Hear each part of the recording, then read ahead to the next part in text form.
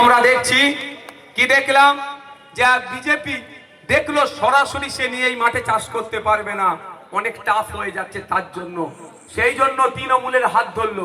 তৃণমূলের হাত ধরেনি, তখন মমতা ব্যানার্জির হাত ধরলো। মমতা ব্যানার্জিকে কংগ্রেস থেকে বার করে নিয়ে এসে তৃণমূল কংগ্রেস নামক দলটা তৈরি করে দিল বিজেপি। কি বলছি বুঝতে পেরেছেন?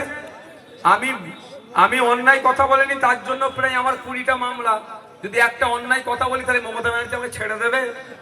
ছাড়বে না, আমার নামে প্রচুর মামলা দিয়ে দেবে। কিন্তু রেকর্ড হচ্ছে, এই সামনে বলছি, আপনারা শুনে রাখুন। তৃণমূল যে দলটা তৈরি হয়েছে, এই দলটা বিজেপি তৈরি করে দিয়েছে, তৈরি করে মমতার হাতে গিফট করেছে।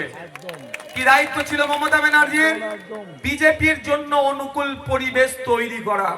আজকে এই মাঠ যেটা আছে এখানে, কালকেই যদি আমি বলি এই মাঠে আমি ধান চাষ করব, এটা কি সম্ভব হয়ে উঠবে? এটা ধান চাষের মতো উপযুক্ত মাঠ নয়।